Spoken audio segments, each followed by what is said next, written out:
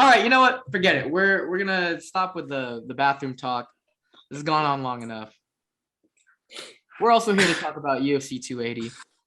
Let's go. This is what the people wanted. You know, all five of them that watch this show that also Hey, like, comment, and subscribe. That also follow the UFC. We got UFC 280 live. This is gonna be during the day, huh? Yeah, it's gonna start. I think the prelims or the starts at around like 1-ish. Okay. And 1 There's p.m. a good our time. chance I'm gonna miss this live, but that's okay. I will be just getting off work because I did pick up a shift on Saturday, but I should be off by 2:00. Okay, so you'll for sure see the main card. Yeah, I don't know if how much of this I'm gonna see live. But we got a stacked card. This might be the most stacked card I've seen all year. I feel like every single fight on the main card could have just been its like own pay-per-view. Or maybe like the top 3, its own pay-per-view, and the bottom 2, like definitely fight nights. Yeah. No, for sure. I agree. I even think that the feature bout of Bilal versus Sean Brady could also be like one of those fight night candidate fights. And then as I was saying off air, you got all of Khabib's students on that's the rest of the card. Like it's every Russian pretty much or Eastern European that's like ever fought in their life. They're on this card, which is great. So for me, I don't really have much to talk about on the prelims besides the Bilal and Sean Brady one. That looks fun. Sean Brady has been a pretty good contender as far as I know. He's number 8 right now in welterweight. Bilal's number 5. So whoever wins this, I mean, Bilal's already technically top 5, but whoever wins this, gonna position themselves pretty well in a division that's starting to open up a little bit more. Yeah. The welterweight division is a little bit more exciting now. I would say on that fight, Bilal has a lot more to lose. 100%, yeah. This fight is probably not in Bilal's. Like, he probably wanted someone like that's 3 or 4 or the next title shot, but like unfortunately he's like in the middle. So it's like you got to fight to keep your spot in the top 5. Yeah. Kyle, do you have anything to say about this fight or anything prelims related?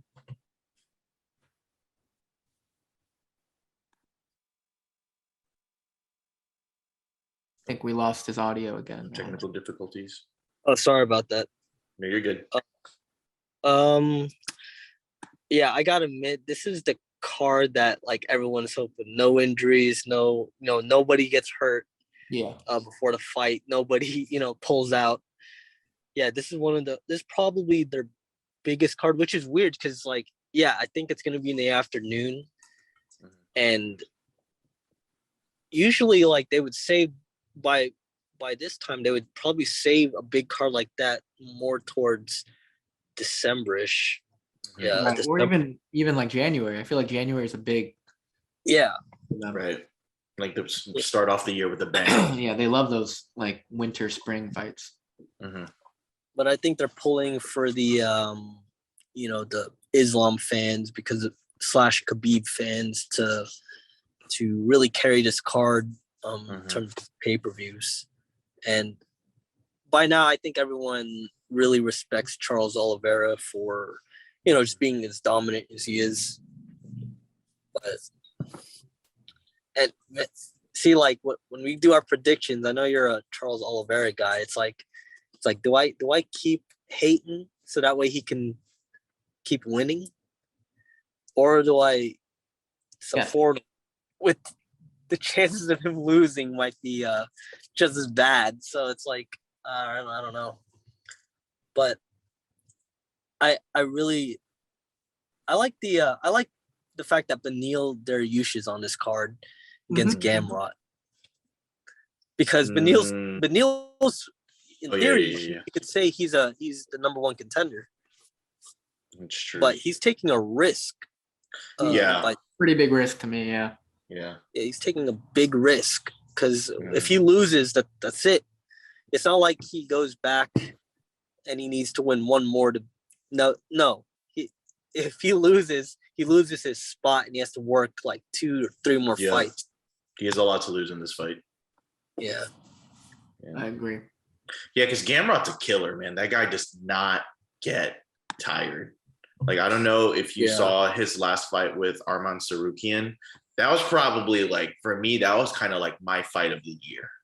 Just the pace that they were putting out all 5 rounds. And like, honestly, I was going for Tsarukyan in that fight, but Gamrot made me a fan. Just seeing like the output that he's able to put out, like that's not an easy fight for Beneil. And like he's, Polish. He's like a Polish like wrestler, doesn't get tired. I didn't know that he won ADCC. He was an ADCC European champ in his weight class. So I'm just like, dang, that's crazy. So like you got the wrestling, plus he has good submission skills, bro. That'll be a good fight for sure. That's like an underrated fight. Yeah. No, I agree. That could have just been a fight night. Yeah, you're right. Yeah, 100%. That could have been a fight night. Like, yeah, that stands out on its own. Like the fact that we're getting like out of the main card like 4 bangers, it's just like, bro, like Dana is spoiling us with that one. Oh yeah, 100%. Since we're talking about that fight, do you guys want to just offer your predictions? We'll hop around a little bit.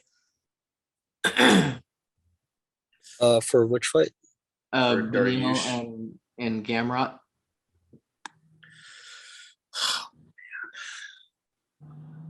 That's tough. Man, Beneil kind of he walks forward, has good power, good grappling. He could take a shot. So I think based on experience, I think Dariush should be able to take it. Based on experience. And yeah, I think he's gonna do the same game plan. He's gonna try to walk down Gamrot. Probably force Gamrot to take bad shots in the grappling if Gamrot gets overwhelmed. Which I think Beneil would be able to take advantage of. Like the way he kind of manhandled Tony in his fight, that kind of gives me an idea that like, okay, he isn't afraid to really grapple and dominate guys, because like you look at his past fights, man, they've been some scraps, and there have been some fights or been some shots he's taken where I'm like, man, I don't know what's keeping him standing. But yeah, I think just based on that experience, he should be able to walk away with the W. And I like Beneil. I think he should have fought for the title. But again, he's not exactly the pay-per-view draw that they're wanting. But if he finishes Gamrot, I think he'll be undeniable at that point. Yeah, you got to give him the next title shot if he beats this guy. 100%. Yeah. Jeremy, who do you got in this one? I'm actually going to go the opposite way from Kyle. I just seeing. He just spent all that time agreeing with him. He's like, nah, just kidding. Oh, you fake, man. I'm sorry, man. Like just seeing, like watching his fight against Arman Tsarukyan really just made me a fan of him.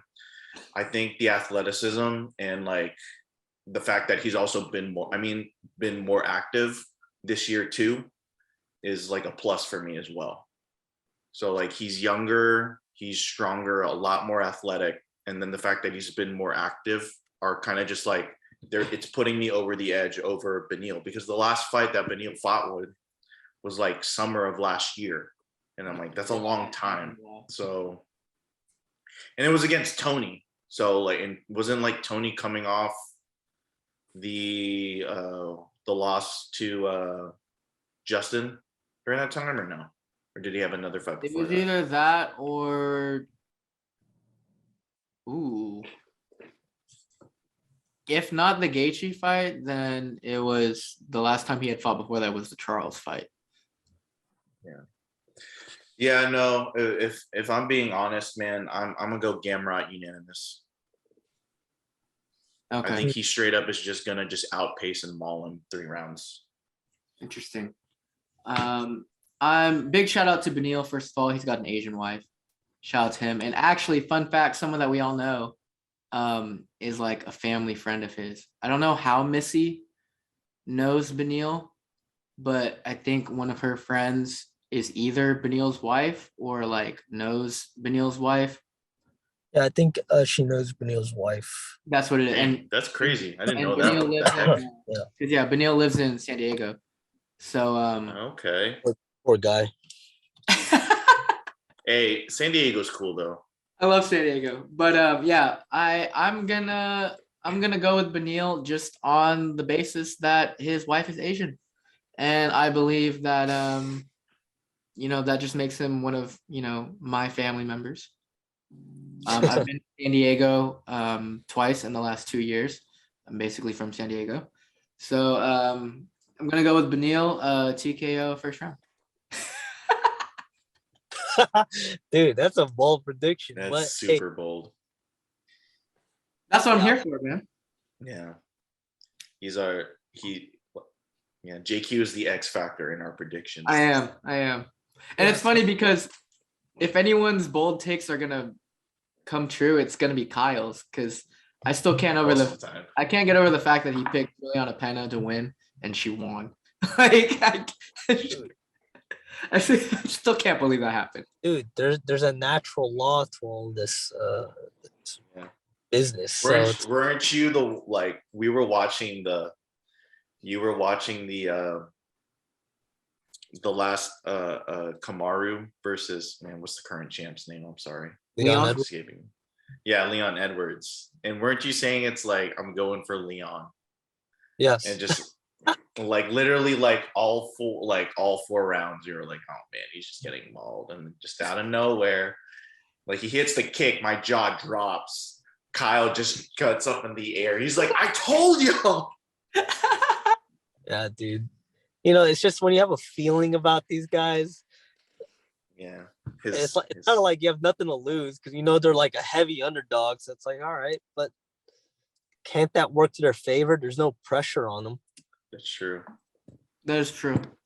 All right, we're gonna move on to the first fight on the main card, the women's flyweight bout. And I'm looking at this card again. This one that's very different from the other ones is that every single person that's fighting tomorrow or Saturday is a pretty highly ranked contender. I would consider Sean O'Malley a pretty highly ranked contender, even though he's 11, because he's one of the biggest names in the division. But yeah, in the women's flyweight belt, we have how do you say her name? Caitlin Chookagian. I feel like she's been the number one behind the champ for most of her, the last 2-3 years or something like that. But Chookagian taking on, how do you say the French girl's name? Oh, Manon. I don't know how to say her last name, but Manon I think it's Furo or Furo. Furo, yeah. Say Furo. Mm-hmm. Or maybe it's Furwa. Could be. I'm gonna call her MF because that's her. That's her initials. So we got Chookagian versus MF. MF is the number 6 flyweight, so this is a pretty big fight. I was watching some of Chookagian's like what she's doing in practice and stuff like that. I don't know if that's what training. That's what it is, training. She looks quick, man. She looks real quick. She's got some great boxing. I haven't really spent much time watching her fights, so I don't know a ton about her. But I was very impressed watching her train. I was like, she's got some. Her hands are pretty legit. So I'm gonna let you guys talk about this fight because you know way more than I do about these two girls, probably. Chookagian, I've seen her fight probably. And if I was to describe her style, I would say she's very fundamentally solid, where she doesn't have the greatest power in the world. She's not dropping girls, but she's kind of outworking them. Yeah, she's very technically sound. Yeah, she can scrap. And to be honest, I don't know much about MF. I only know her record because she has quite a few finishes. So that tells me she's doing something to really, she must have some kind of power in her hands, which I think in the past Chookagian has suffered against girls with power. That being said, the chaotic, toxic guy in me saying, "Hey, just go for MF because you know that." But my logic is telling me, nah, man. Like Chookagian has proven like she can like hang with the best of them. And yeah, you're right. She's been trailing behind another title shot for like a while now. Mm-hmm. You know what? I'm gonna go with Chookagian based on, again, just like the Beneil Dariush fight, based on experience. Like, I think she's been in there long enough to see all types of fighters and stick to her game plan and really outscore this girl. So interesting. All right, Jeremy, what you got? I'm looking at both their records, and Chookagian does have like, she's on a 4-fight win streak right now. Her last showings have been pretty. It's like they haven't been like, they've been all decisions. So like Cynthia Cavillo decision, Jennifer Maia decision, Amanda Hebus decision. And the thing about Manon is that her record's only 9-1, but she has 6 knockouts. So I looked up her bio, very like karate oriented, has like some Muay Thai. So she has more of the power. She knows how to finish fights. I'm gonna pull off a JQ and go for Manon based on the fact that I don't like Caitlin Chookagian's fight name.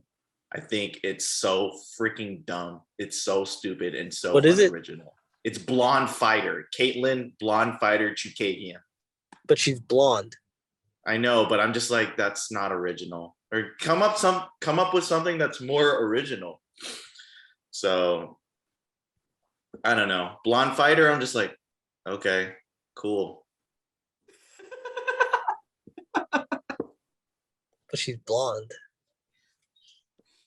That doesn't do it for me. I'm just like, I think that's a stupid fight name.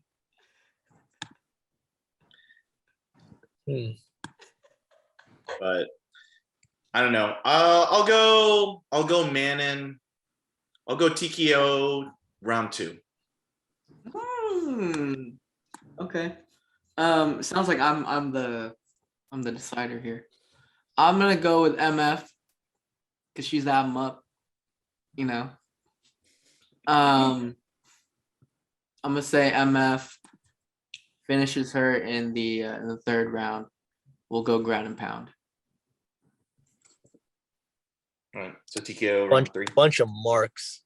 Yeah, it's funny because I opened this part talking about how impressed I am with Chookagian's like fast hands. And now I'm talking about her getting finished in the 3rd round.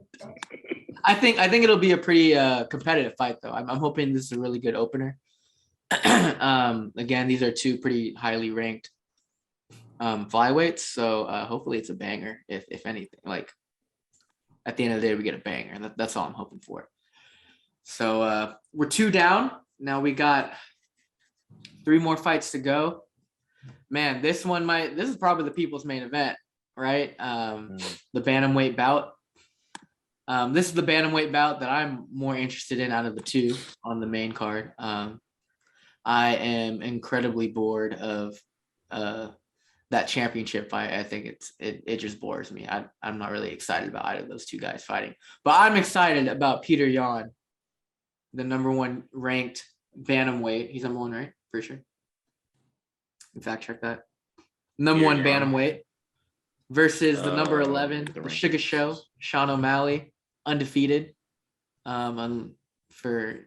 Yes. If you don't count the Cheeto Vera fight, which honestly, if somehow he beats Peter Yan, he's got to run it back with Cheeto, right? Like, they're probably gonna push him to the title.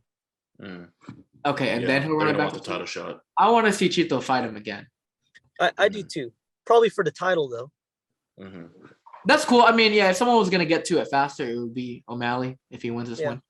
So yeah, if they fight for a title, that would be really fun to watch. But this is a star-making potential like fight for Sean O'Malley more than anything else. This is his moment where he becomes the next Conor, in my opinion. This is a risk. Yeah. It's a huge risk, right? Like, yeah. But I think that, like, again, if he loses this, he lost to, in my mind, the top bantamweight in the world. Even I still think Peter Yan's better than Aljo. I really don't like Aljo. I'll be honest. I don't like Aljo. Oh, what a hater! I hate that guy. I respect his gym. I respect his coach, and all the guys that have come before him, Matt Serra and Weidman, and all the guys that have disrupted the UFC. There's just something about this guy, Aljo. I can't. He's corny, bro. I can't. He's corny. Bro, he won that. Corny. He won that gold with a broken freaking neck. I don't care, bro. I don't care. I don't care. See, that's the thing. I don't like these guys, holding it over my head that they like did something for our country. And it's like nobody asked you to. So like, bro, I don't think he said he did anything for our country, but I know. I'm just trying to make him look like a bad guy, right? Anyway, I'm getting ahead of myself. Back to the Peter Yan and O'Malley fight. If O'Malley wins this, like he's also like that's that's a top 5 star in all of UFC right there. If he's able to pull this off, I'm very concerned as an O'Malley fan. I like both of these guys a lot. I'm very concerned for O'Malley. I mean, I know Aljo did drop Peter Yan the last time they fought, but just in general, Peter Yan doesn't get dropped. And I know O'Malley is a very good striker, very proficient. He's got some good power. I just don't know, man. I don't know if O'Malley wins, I don't know if he finishes him. Like, I think it would have to be a decision, in my opinion. With that being said, for me, I'm taking Peter Yan. I don't know how it finishes. I don't even want to predict that. But I think Peter Yan's the one that comes out on top of this one. But I'm rooting for both guys. I like both guys.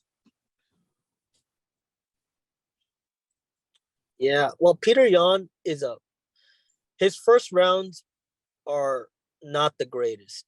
Right. He kind of like he can be a little bit of a slow starter. Oh, okay. He kind of walks him down. He takes a more defensive approach. Doesn't really retaliate too much. It's almost like he's like analyzing, and he figures you out. Like you can watch when he fought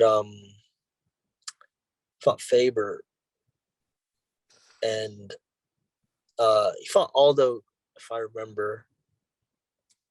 And it's even the Aljamain, the first fight, like he kind of like takes it easy the first round, but this is a 3-round fight. I don't know if he can do. I don't know if he can do. I was gonna bring that up. Do you think the approach from Yan is different because he's so used to these 5-round fights now? Yeah. Do you think he turns it up, or do you think he takes the same approach? 100%. He turns it up the first round. That could be to his detriment, though. Yeah. Yeah. But it's like Sean O'Malley is great off the counter, but he's also great like if you just do nothing and you let him pick you apart. There's a height difference. However, I guess there's always that it factor with Peter Yan that when he was tooling up Aljo in the first fight, I was like, damn, dude, this guy is just outclassing this man. And Aljo, to his credit, kept on trying to force the grappling exchanges, which in a second fight, it worked for him. O'Malley's not going to do that. Obviously, he's not. He'd be a fool to try and grapple with this man. Yeah. That being said, I think O'Malley catches him.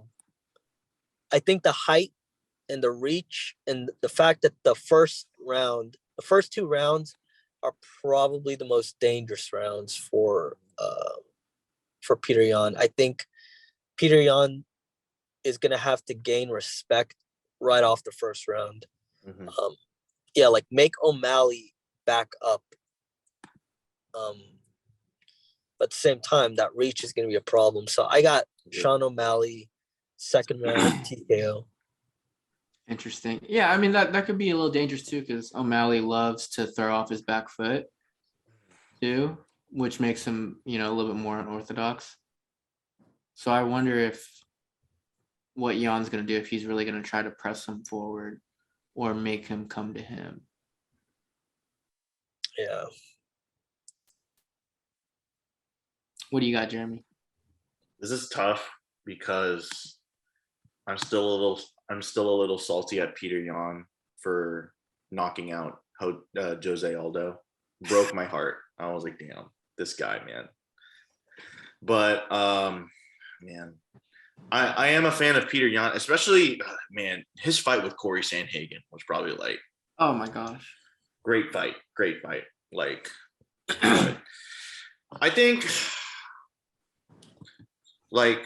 I think Sean O'Malley is hitting the peak like right now. Like especially with like his reach, 5'11", 72-inch reach compared to Peter Yan. He's 5'7", 67-inch reach. But I think Peter Yan is very much used to fighting guys that are already tall. Right. Because I at first I wanted to go with the reach advantage and with the unorthodox style that like O'Malley likes. He likes to cut angles. He likes to pop the jab. I mean, Peter Yan is a very good boxer, and he knows how to close distance very well. I think the thing that I want to know is just like, man, I wonder if he'll have a cool head.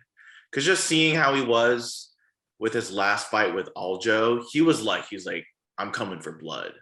He had that bloodlust for him, and kind of just like, I think it kind of messed up his game plan. He was just like, F the plan, let's just go. I'm coming for your head. I'm aiming for your head, bro. And I think that kind of in the long run of that fight, in hindsight, I think it kind of like messed him up. And just seeing, I don't know, like what he thinks. I would assume he doesn't think very highly of Sean O'Malley. So I wouldn't say he's dismissing him, but I would say that like, man, like, does he like, I wonder if he's going to let his temper and his anger and his bloodlust get to him and make some kind of careless mistake. Okay. I think. Yeah. So you're going to go O'Malley. I was going to go for Peter Yan. I think I will go I think I'll go O'Malley split. Okay. What do you think, Kyle? Because we watched that Aljo fight, the second one. Again, I think Sean O'Malley gets him by the second round. If it makes it a third round, that's when we see Peter Yan kind of just like he's figured it out. He's like, okay, all I have to do is do this, and then he starts like beating guys down. He'll pick up the pace. Yeah, I think if Peter Yan's gonna win, it's gonna be by that third round finish. Like he's like Peter Yan might find something in the second round, like, oh, okay, I think I know what to do. It's just hoping it's not too late, right? Mm-hmm. But yeah, I guess like because it's a 3-round fight, man, Peter Yan just might be like, F it. Let's just go. Yeah, like he might throw the game plan out of the thing. And he like, seems like, dude, he seems like a scary dude. Like, like he's like, yeah, screw the game plan. Man. He's Russian, bro. He's scary. You ever hear that story of Peter Yan before he married his wife or whatever, she had other guys that were trying to, get her attention when Peter Yan started dating her. So he like messaged all these guys saying like, hey, she's with me now. Bought her another phone, deleted their numbers. Yeah, you ever heard that story? I was like, no, that's funny. That's a serious kind of dude. Like, pretty much almost saying like, if you want her, then you're gonna have to fight me first. So. No, honestly, yeah, I'd be like, maybe I don't like her that much. Yeah, maybe if I was Aljo. Just kidding. Oh man! And speaking of Aljo, we'll move on to the co-main event, bantamweight title bout. Got the champ, Aljamain, the Funk Master Sterling, versus TJ, Cody Garbrandt's former best friend Dillashaw. What's his nickname? Does TJ have a fight name? Dillashaw. Oh yeah, that's Dillashaw. Cody Garbrandt's former best friend is way better than that. I don't think they were best friends, but yeah. Yeah, no, they never liked it. But that's a corny name. But yeah, Aljo versus Dillashaw. Like I said, I don't really care for either of these guys, honestly. If there was a time for me to take a nap during the main card, this might be the one for me. I'll be honest. I don't know if you guys ever watch Izzy's YouTube channel, but he'll always like post his reactions. And who was it? It was when Rose fought what's her name? The girl that she lost to.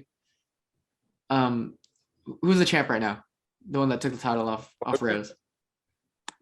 Carla Esparza? Yeah. When that fight was happening, they're showing like Izzy like literally falling asleep during it. And then when he wakes up, he's like, man, I thought it was a great fight. Like that would be me. I can't get behind. Really think it's gonna be a boring fight? There's no way. This is not gonna be a boring fight. I'm just bored of these two guys. I look at them, I'm like, bro, like I'm just interested. I'm like, I'll watch MF and Chookagian fight a second time over these guys. Dang, bro. I'll be honest. Dude, what is this TJ man Dillashaw? All right, no matter what you think about him, still a good fighter. Like, very good. I don't think either of them are bad. I'm not interested in either of them. If I'm being perfectly honest. Yeah, so I recently watched like a fan-made documentary of TJ Dillashaw from like his run in the UFC to becoming champ to the Team Alpha Male drama to losing to Cejudo and then getting popped for EPO. Right, suspension. And then his comeback. And yeah, man, I remember TJ Dillashaw was actually like the first. I want to say he's probably my favorite in terms of a challenger beating the champion. That was probably when he beat Renan Barão the first time. That was probably the greatest performance I've ever seen from a challenger up until that point, where I just thought, man, this guy literally like no one knew who he was. And he was there on short notice too. Yeah, so I think like his story is an interesting one because now, after being caught cheating, he has which I thought he lost that fight. I'd have to watch it again. He beat Sandhagen by that split decision, and now he's fighting for the title again. Like, there's always this asterisk next to his name, like, oh, that's the guy that cheated. Like, right. That's the guy and lost. Though that's crazy. And lost. And lost. That and the Team Alpha Male stories of him hurting training partners, of just that whole drama. Like, he's not painted to be like a George St. Pierre or a Khabib type of fighter. He's almost like he's the heel. He's a heel. Yeah, he's a heel, like a John Jones kind of. He's supposed to be a heel. And Aljamain, we're supposed to root as, oh, that's the guy that overcame adversity, from the neck injury, and all that. So I think this is an interesting story because that's not getting a lot of publicity because it's being overshadowed by the main event. But as it should. Yeah, I think this is an interesting thing because if TJ wins, he'll be champ. But then in the mind of the public, we'll always know. Yeah. We'll always know. And we'll always be curious. I wonder if he cheated again. Or I wonder. Yeah, the question is always going to ask. Like, they're always going to ask. It's like, oh, did you pop EPO though? Yeah, and at that point, that's when I think the Sean O'Malley fight or Peter Yan fight would match with him would be even more interesting because every fighter he fights from now on will probably always bring up the fact that he cheated. Mm-hmm. Yeah. If Aljo wins, dude, like, I don't want to see him and Peter Yan fight a third time. So, it's like, I think, in my opinion, I think TJ hasn't been tested on the ground that much. Mm-hmm. So I think Aljo is going to do what he does and pretty much dominate TJ in the ground area because TJ's striking is pretty good. But didn't Aljo drop Peter Yan last fight? Yeah, that actually was impressive when he did it. I was like, not bad. So it shows me Aljo actually has some timing to his shots that he, you can mix in. So I got Aljo, man, just by like, I think he strangles him from the back. Dang. I think he strangles him. And you think he does this? You think he does the same thing he did to Corey Sandhagen? Oh man. Oh, in the first round. Yeah, man, he had that choke in tight, dude. He was gonna kill that man if he didn't tap any sooner. Like, that's one of the deepest like rear naked chokes I'd ever seen. Honestly, at the time, I was like, "Yo, that's actually insane." Yeah, and I'm surprised the jiu-jitsu world isn't studying more of how Aljo's taking the back and just marking these dudes from there. But like, I got Aljo, man. I'll say third round rear naked choke from the back, and he then he goes heel. For dudes like you, JQ, he goes heel. Good. I need more of a reason not to like. I need to be justified in not liking it. So yeah, that's good. That's good. I'm all for it. How about you, Jeremy? This is tough because I see the strengths and weakness. Personally, I really don't like TJ. I think there was like footage. Bro, that's crazy. You know, that's wild. Bro. Yo, dude, I'm gonna call her up right now and let her know, bro. Hey, off the air. Jeremy, hey, yo, I don't know about it, man. He said, all right. Anyways, there was like footage of TJ Dillashaw. Because I got to specify which one now. Hey, dude, can you like clip that? I will. No, I am 100% clipping. I'm 100% clipping that. Of him, I think he was like sparring like a training partner, and like as he was down, like he took him down and he got back up, and as like he was like trying to stand back up, it was like a reset. He like swept him off the floor, and everyone was like, "Dang, bro, like that's how you treat your training partners." Like the round's already, yeah. Like so, I'm just like, I don't like his personality. Yeah, it was like super recent. Okay. Kyle, you've probably seen it. Like it was like circulating for a while. I didn't know it was the end of the round because I've seen older videos of him striking, and you clearly hear the end of the round, and he gets like 2 or 3 shots more on his partner. I'm just like, dude, like because he wants to win the round. Yeah. Right. And that's he's way too intense then. Yeah.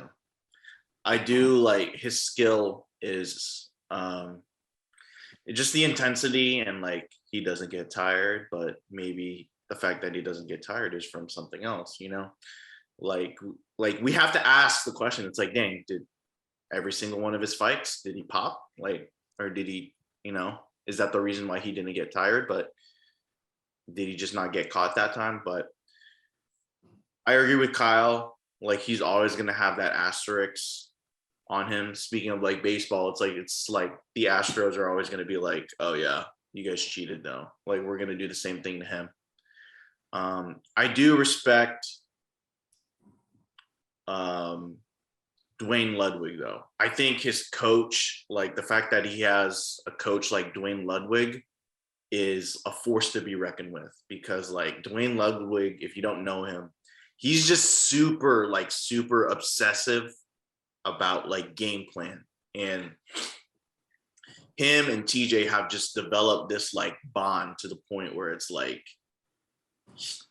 TJ can make adjustments on the fly. Like in between rounds, like Dwayne will be like, hey, you need to do this, this, and this. And TJ does it. And that like, and it produces results. With that being said, Aljo doesn't really like, I know he's the champ. He impressed me with his last like win. He doesn't really, with the exception of the Corey Sandhagen fight, that completely caught me off guard. He doesn't really like, I wouldn't say his style is boring, but like his performances don't really like leave me starstruck. I'm just like, okay, that's cool. He did the thing. Like, he dominated. That's fine. And then like every once in a while he'll do something slick. It's like, oh, that was a nice takedown. And then with the Corey Sandhagen fight, he knocked in that rear naked like really quick in the first round. I'm just like, oh, okay, cool. But like with TJ, you can always, he's gonna like throw a banger every single time. I will say though that I don't think he won that fight against Corey. I think Corey, I still hold to this day, I still hold up the fact that Corey Sandhagen should have got the dub, at least a split decision over TJ. Kyle, do you feel the same way? Because we watched that fight. We were at Daniels. Yeah, I remember at the time thinking Corey got screwed. Yeah, that, and you look at the damage. Yeah. Like, dude, freaking Dillashaw had a cut on his face and he tore his knee. So it's like, yeah, like, and Corey Sandhagen again had like a couple more fights, or no, yeah, he just recently won his last one, and yeah, it's yeah, it was. I felt kind of bad, and I did not think TJ deserved a title shot. Mm-hmm. Yeah, but then again, it's because Aljo called him out. Yeah. So sure. So, man, this is tough because I'll go for Aljo. I think he wins split. I think he gets a split decision. I don't think he completely dominates, but I think with him being as slick as he is, he'll figure something out. But I'll give him the fact that the thing that puts me over Aljo over TJ is that Aljo has been more active. Like, TJ hasn't fought since he blew his knee out against Corey. So we can expect maybe there's some ring rust, maybe not, because like TJ is the kind of guy that kind of just like pushes through it, and just like his output is and pace is like crazy. But I think the fact that, I mean, Aljo's last 4 fights, like the 2 fights with Peter Yan, Corey, and then Pedro Munoz. It's like, man, these are like top killers. Mm-hmm. And then like for TJ, he had that Corey fight, and then he hasn't, like, that was July of 2021. And then his last fight before that was with Henry all the way in 2019. So it's just like, I think just the time off gives Aljo, or I think TJ being sidelined for like however many like months it's been, I think that gives Aljo a slight edge. It's not a lot, but it might be something to where it's like, I don't know, maybe TJ is like CM Punk and ring rust doesn't exist, but who knows? But I'll go Aljo split. Shoot. And they're both toxic, so yeah. Really so. Okay, so so you said TJ? Me, no, I said Aljo split. Okay, Aljo. So both of y'all are going Aljo. I based on everything you guys have said, I will go Aljo as well. I agree that he's fought twice. TJ's fought twice in like 3.5 years, basically. So yeah, I think one thing I did notice though is that TJ looks physically, it looks like he did kind of like reinvent himself. He looks like leaner, in my opinion, than when I remembered him when he was active before the suspension. So I wonder, like, I mean, he was already a cardio person anyway, so I wonder like how much of an advantage that gives him, being a little bit more leaner than he was before. But yeah, I don't see him beating Aljo at this point. I'm just mad that this fight's even happening. And I have to subject myself to this for however long it goes. So honestly, for me, for a title, so you got to do a full 25 minutes, man. If it goes. Well, no, see, that's the thing. Like, I want it to end in 25 seconds. So I'm gonna go with Aljo rear naked. He's just gonna immediately get the back, choke him out, and then we can move on to a more interesting fight in the main event. Yeah. Speaking of the main event, I just want to say this. You were talking about how like TJ looks leaner. Watch him get popped for like hydroxycut. Yeah, right. It's like he just wanted to speed up his metabolism or something. It's like something else. He's like, he pulls off the what's his name? That one heavyweight fighter back in like early days of the UFC. He's like, I didn't take steroids to get strong. I just I took steroids so I could get better or look better. What's his name? Damn it. He was a former UFC champ. It's Tim Sylvia.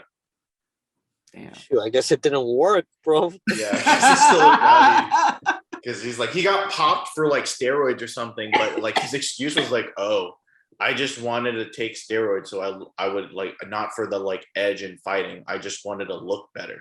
And I'm like, I'm pretty sure that's not how that works. It don't matter what reason you did it for. Yeah. All right, so to close us off, we're gonna move into the main event. It's for the lightweight championship of the world, and we all know the champ has a name. The lightweight champ has a name, and his name is Charles do Bronx Oliveira. Out of the favelas of Brazil, a rags to riches story. This man is my hero. This man is he's inspired me for the last few years now, since he also reinvented himself in the lightweight division, moved back up to a weight that's probably, obviously in hindsight, way better for him than 145 was. But Charles Oliveira, he's technically the number one contender right now. Technically, I don't even know how that works, honestly, when there's no champ. But regardless, he's the champ. He's the champ. He's the champ. Charles Oliveira. He's the champ. Taking on Islam, Khabib's younger son, Makhachev. Charles is gonna win. That's my prediction. Charles is gonna win. He's gonna shock the world once again, and then he's gonna look over and he's gonna call out Khabib, call him a little bitch. And Khabib is gonna remain. He's gonna hold true to his word still, and he's gonna have to tuck his tail between his legs and fly back home to Russia, because he knows he don't want to get that work. Also, I will say this: I've been watching the embedded stuff because I love that kind of stuff. I love the storyline heading into to the fight. One of the guys that trains Charles is a sambo wrestler, I believe. He's been training him, but they've been using him a lot more even now to prepare for this fight. He even spent time in Dagestan, and like I'm forgetting his name right now.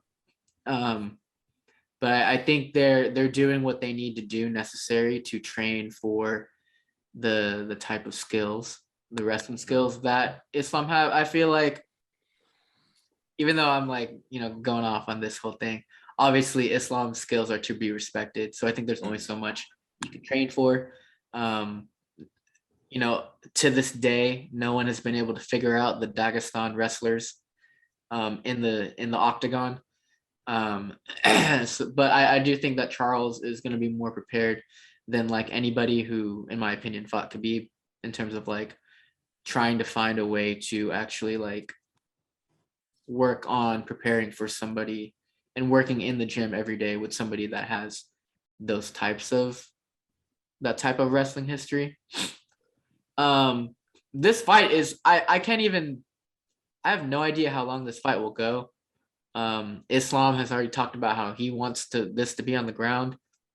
I think that's smart for him. I don't think he really wants to stand. He's not really a stand and bang type of guy anyway.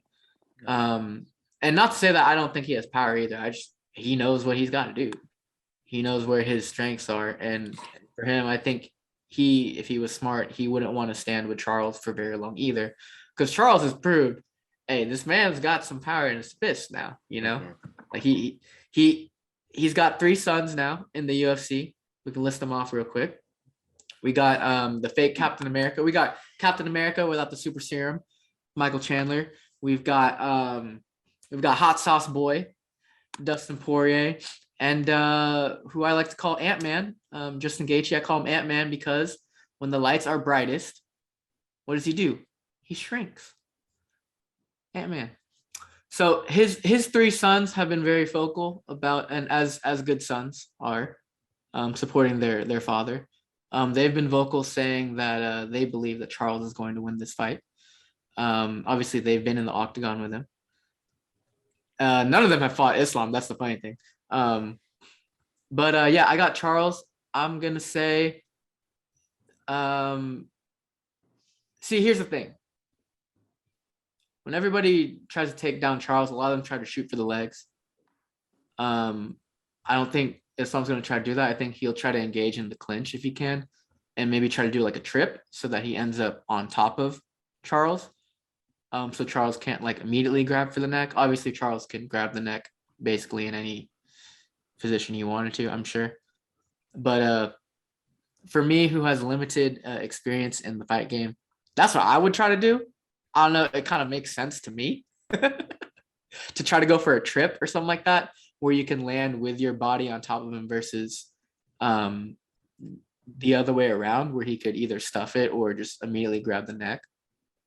That's just like a practical thing, in my opinion. But that being said, it don't matter what you do, Islam. At the end of the day, the champ has a name, and he's going to remain the champ. So I'm going with Charles. He recently said that he's illuminated by God, and I believe it. So I'm going to say Charles wins. I'm going to say I'm going to go with a guillotine in the 3rd round.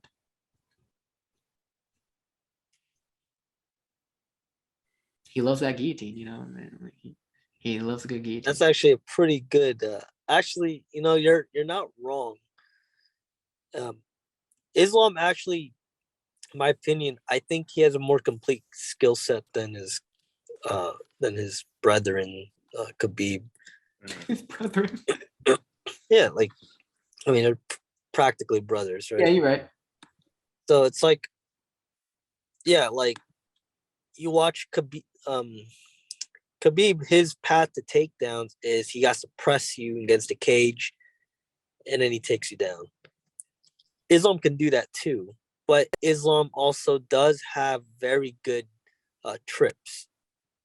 Yeah, like you're right. He actually does have very good trips, and I think he's a better striker. Even on the ground, he is more inclined to chase the finish a little more.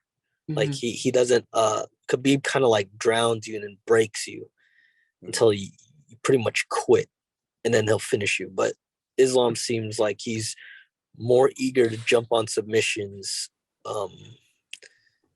especially since he has a really nice armbar. This is hard because like you watch like Charles's last loss, it was due to ground and pound by Paul Felder. Paul Felder pushed him up. I believe he pushed him up against the cage and elbowed him. So the ref had to stop it, and that was his last loss. I can see Islam doing that. I can see him like just because like the worst place to be would be on your back against the cage. It doesn't matter how good of a guard player you are. I mean, you can still get submitted, but the fact that you no longer have a place to scoot out, that's going to be a problem. That being said, Charles isn't afraid to go to the ground. He's going to throw up arm bars. He's going to throw up triangles. He's going to do whatever it takes to force a reaction on Islam. And I do believe Charles can beat Islam on the feet. But you see, Charles always gets hit in every fight, and it like is always concerning. But you know what the problem with these guys who knock him down is? They let him get up. So it's kind of like he's not afraid. Yeah, because they don't want to engage with him on the ground. Yeah, exactly. So he gets up knowing he's like, oh, they're not going to follow me, so I'm just going to pressure them. And then, you know, it's kind of like disheartening to these guys because they're like, all right, well, I knocked him down. He's getting back up, and now he's in my face again. But Islam will follow him to the ground if Islam knocks him down. Man, I hate to say it. Just based on also home turf, I think Islam gets him. I think Islam gets him on the ground and pound if he sticks to that game plan of pushing him up against the cage and forcing Charles to eat shots that other guys haven't taken advantage of. So I think it's Islam. I'll say fourth. Oh man, no, Charles is dangerous in those late rounds. But I'll say fourth round. Fourth round, TKO, ground and pound. This is the last time you're going to see Kyle on the show, by the way, guys. Hey, bro. Every time I pick against him, he wins. So it's true. He's doing you a favor, JQ. You know, deep down, he's going for Charles. See, I'm doing work as if I'm like trying to convince myself. Why should I bet money on Islam, even though my heart is saying, dude, you got to support Charles Oliveira. Yeah, he falls into your expertise, right? I know, right? Yeah, this is the one jiu-jitsu guy that you never pick to win. What's with that? You know what? Because I'm afraid if I pick him, then I don't know. Then he's gonna lose. I don't know, but yeah, I got Islam. Reverse psychology right now. Yeah, I got Islam. See, if this was taking place in Las Vegas, this is a totally different story now. Then it's Charles by Gogo Plata or something. I don't know. But, yeah, Hell's Gate.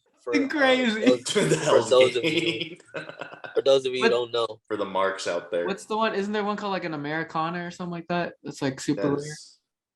But that's like a shoulder one, right? It's almost like a heel off an Americana. Hey man, Charles is capable of anything in LA on the West Coast.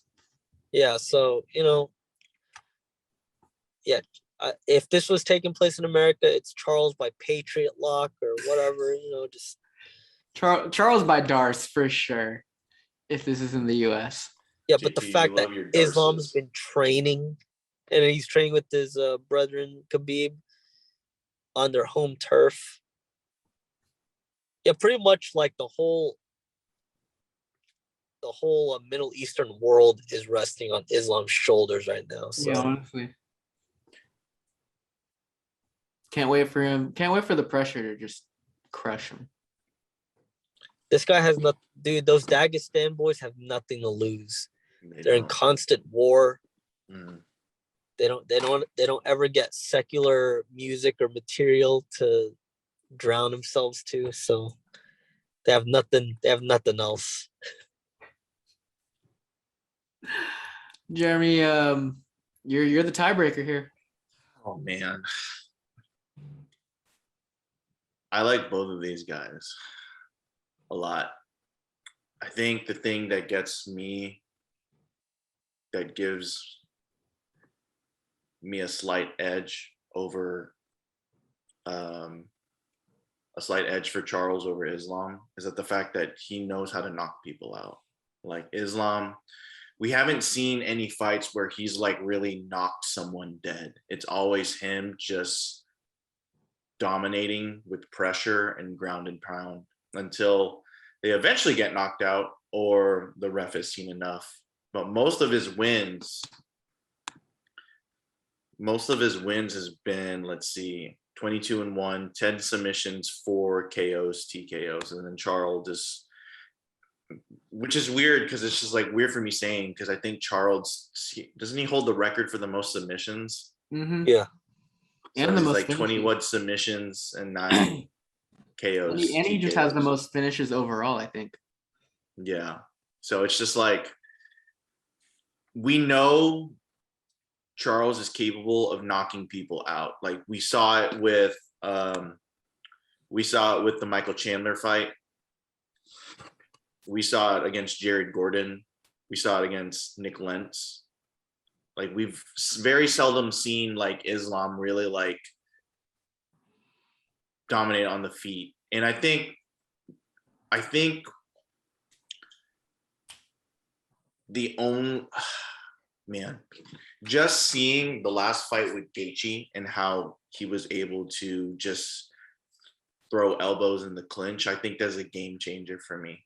Mm-hmm. Because I feel like if Islam is in the clinch, he's not going to be in the clinch for super long. It's like I'm in the clinch, I'm going to transition to where I'm able to like take you down, hold you down, and beat you up and just goon you.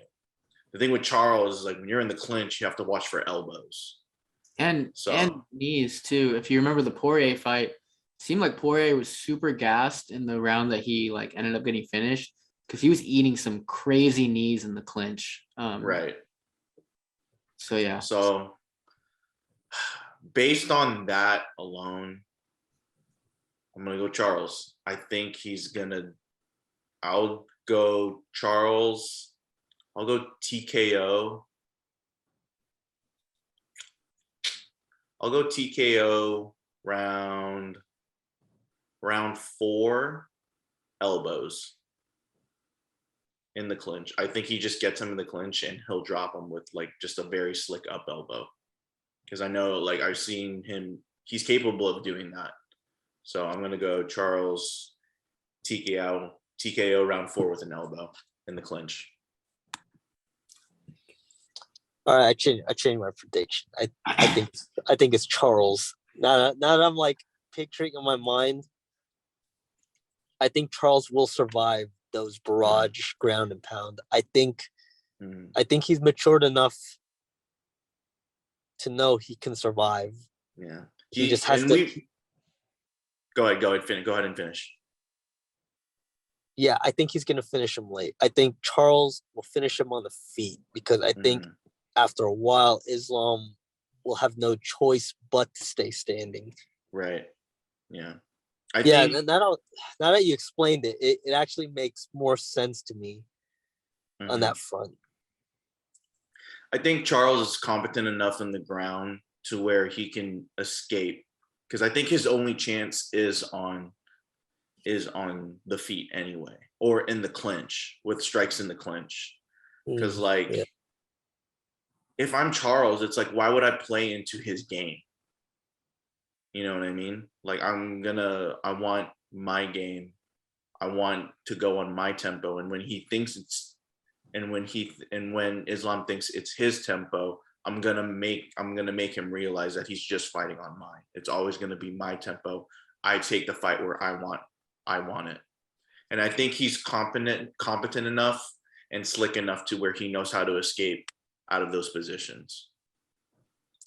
Yeah, that makes sense. Yeah, you've pretty much convinced me now. Like on the feet, it's gonna be totally different. Like especially in the later rounds where they're both tired, and grappling is a lot more tiring in those instances in the later rounds. And I think we've seen Charles more and more high pressure situations. Yeah. Can we say that we've seen Islam? No. Because he has one loss, right? He's just been super dominant. Charles has been down in the dumps. He's taken like big L's. He knows what that feels like. But like his growth as a fighter is like really amazing to see, because it's just like you see the L's that he was taking, and it's just like, man, we don't know about this guy. And then he was just building himself back up. And then I feel like now he's confident to the point where it's just like you said, Kyle, like the fact that like he doesn't care if he gets hit, because he's like, oh, if I get hit, I'm on the ground.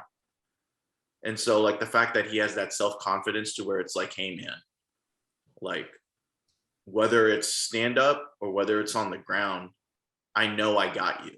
And I think that's a big X factor. Like the fact that he knows he's been in high pressure situations. He's taken like, I think a big like psychological thing is like the fact that he's taken like an L before, even if like he'll be just like super mellow and confident about it. Because he's like, if I lose, I lose. For Islam, I don't think I can make say the same thing. Because like, yeah, he has had one loss, but the fact that he's just been so dominant to the point where it's just like the whole, I guess, Middle Eastern world is like, it's like, hey man, you got to do this. It's like, can he stand up to the pressure? Or it's like, and we haven't seen him in situations where he's been dominated. It's like, how is he going to work in those situations? Is he going to be like, oh, okay, I've never been in this situation before, I don't know what to do? Or is he going to power through it? I don't know. But we know with Charles that even if he's been down, even if he's being dominated, he's like, I know I can make it through it. And that kind of like puts me over the edge with Charles too, on a psychological standpoint. Yeah. Yeah, again, there's something to be said knowing that you faced three guys who were supposed to just knock you out, and then you end up knocking them down and finishing all three of them. So, yeah, I guess I officially changed my stance. Damn, that means he's gonna lose tomorrow. He better not lose on Saturday. On that Saturday. Just kidding. But all right, so that's going to wrap up our UFC portion of the show, and we're going to move on into the end of the show. We'd love to do our final words. You guys have any lasting or last words that you want to impart on our viewers? Can we do some quick fight night predictions like we did with the last one? Because there's two fight nights before the Pereira Izzy card. Okay, yeah, we can do that. Like one word, like who you got? Yeah, and just quick fire, just quick picks, just all like right. Bam, bam, bam. Right. Lead us, Jeremy. So this is Saturday the 29th. This is the Saturday after this fight card. Main event at the Apex: Calvin Kattar versus Arnold Allen. Oh man, that's a banger. Arnold Allen for me. Arnold Allen. I'm gonna go Calvin Kattar. That's a fun. Tim Means versus Max Griffin. I'll go Tim Griffin. Max Griffin, yeah. Tim Means for me. I think I'm gonna go Tim Means. Okay, and this will be the last one for on this card that I'm gonna bring up.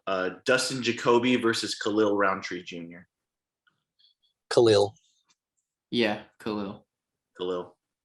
All right, cool. So that's on the 29th. And then this is on the 5th, so this is the weekend after. We have your boy Bryce Thug Nasty Mitchell versus Movsar Evalev. I don't even know who the other guy is. I'm going Thug Nasty. Thug Nasty. Ila's a striker, like a dangerous striker. Okay. But Pro America, Thug Nasty. Let's go. Let's go USA. Thug Nasty. I'll go for Thug Nasty too. Okay. Tagir Ulanbekov versus Nate Manis. Ooh. Tagir. Yeah, I know more about Tagir, so I'll go with Tagir.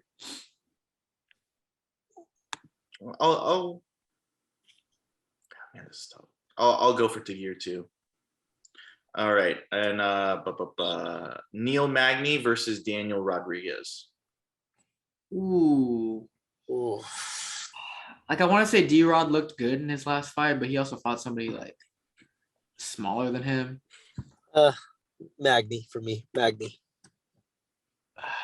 I'll go D-Rod. Is Magny on a win streak right now? Let me look. It's pulling up. No, he's coming off a loss. I'm gonna go D-Rod. I think I'm gonna go D-Rod too. I think the fact that he got eyes on him with the Li Jingliang fight probably like upped his confidence. I think he's gonna do good. And then let's see what else. All right, and the Thug Nasty fight is Saturday, November 5th. And then the next event after that is Pereira versus Izzy, which I feel like we would do a pod anyway.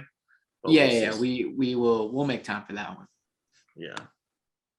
Whether it's main or back to the fight show, we'll talk about that one for sure. That's who else is on the? Do you know who else is on the main card with them?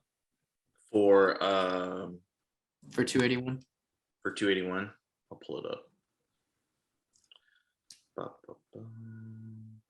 I know there's another title fight. I'm pretty sure. Dang, that fight is in Carlos in the Esparza Garden.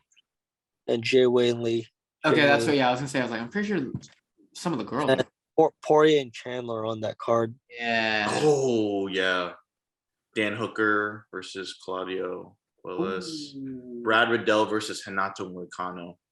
That's a pretty good card. That's a good card right there. Yeah. A bad card. Yeah. Molly McCann, Meatball Molly's on that card too. She's fighting Erin Blanchfield. Ooh, Frankie Edgar's last fight's gonna be on that card. Oh wow, okay. Is he? Is it? So is that? Did he officially say that's gonna be? Wow, I believe legend. Okay. Legend. So it sounds Dominic like Reyes is on that card too. He's fighting Ryan Spann. Okay. Yeah, it's a nice card. Look at fights there. Okay. So it looks like there's a lot to look forward to in the fight world, and there's a lot to look forward to with the Large Guys podcast. Thank you guys for those who somehow made it to the end of this one. It was good to have Kyle and Jeremy once again on the show. Always good to have the H-Town trio in full effect. Appreciate you guys. Thank you for taking the time to be on the show with us. I'm going to try to get a quick turnaround with this one and get it out hopefully by tomorrow at some point since the UFC fights earlier on Saturday. But yeah, we should appreciate you guys. Thank you guys who continue to support us, even though it has been a minute. But if you've missed us, you can always find us on our YouTube, watch our old stuff. Of course, you can subscribe to us, hit the like button. You can find us on Spotify, Apple Podcasts, Google Podcasts, anywhere you can find a podcast, we're probably on there. So thank you guys for supporting us. Keep looking out. Shout outs. Any shout outs? You have any shout outs? I mean, I'm always gonna Sammy's Muay Thai if you're looking for striking, of course. When are you gonna do the pod with Sammy, bro? I was gonna say, you know what? Since this since the Izzy and Pereira fight is like kind of in Sammy's wheelhouse of like their backgrounds, you think Sammy would be down to like come talk about that fight with us? Maybe. Just hit him up. We'll see. Dude, I'm gonna call you Jeremy. Huh? I'd be like, Jeremy, I'm glad you brought one of your students. Oh my god. No, please don't. Please don't. Oh, but yeah, just Sammy's Muay Thai. And if you're on the north side of Houston looking for a gym to train in, but if anything, go train. It doesn't matter if it's Muay Thai, boxing, MMA, jiu-jitsu. Just go out there, go train. Like, that's the most important thing. Like, you want to know more about the fight game, the best thing you can do is train. So Sammy's Muay Thai, that's my home, that's my gym. If you need a pad holder, DM me. We'll work something out. I do want to give a shout out to Old Guard Muay Thai in Austin. I dropped in there whenever for Wilbur's wedding. Hospitality wise, great gym, very traditional when it comes to Muay Thai.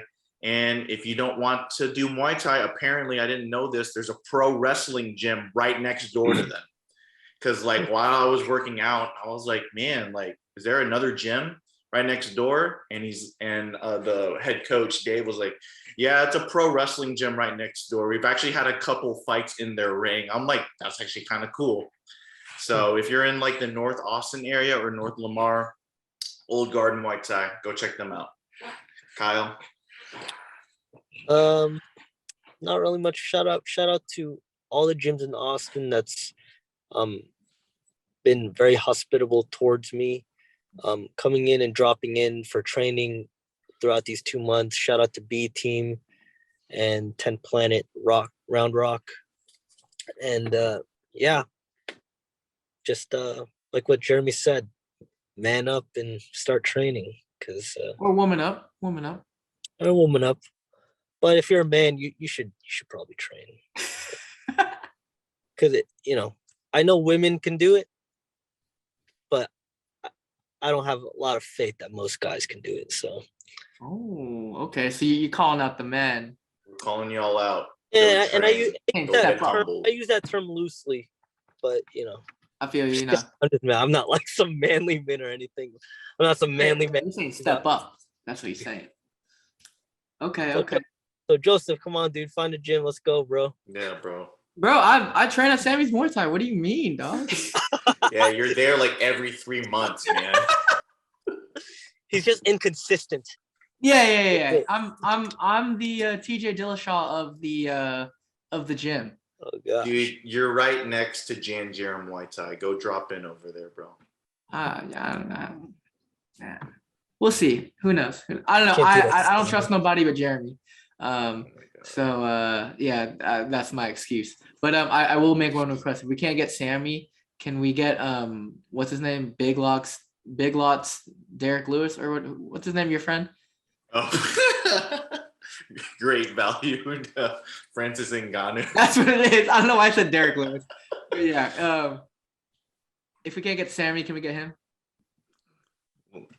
Shout out to the homie JR. I mean, I'll ask him. We'll see. He's coming off he messed up one of his knees sparring, so he's in rehab right now. He'll just drop in the gym for vibes and just to work on boxing and stuff. But yeah. Okay. No. Well, it sounds like he's got some time on his hands, Yeah. But and a big shout out to, again, our listeners. Big shout out to Jeremy Koff for being here. Big shout out to everybody part of the Large Guys family, all of our co-hosts and whatnot. Hopefully the original crew will be back on the show in no time. We're trying to figure out our schedules. We want to do a burger episode. That was something that I floated the idea on. And we've been watching House of the Dragon. So there's a good chance we're actually going to talk about House of the Dragon after the great finale. show. Great show. It is. Shout out to everyone but Lord Laris, because he's nasty. That man. Hey, Jeremy don't get it. You don't get the jokes. HBO, so. You don't get the jokes. But anyway, that concludes our episode. We went a little long, but it's all good. I appreciate everybody for listening. We'll see you guys next time. Peace out, and God bless. Go train, Strozen 5. Let's go, baby.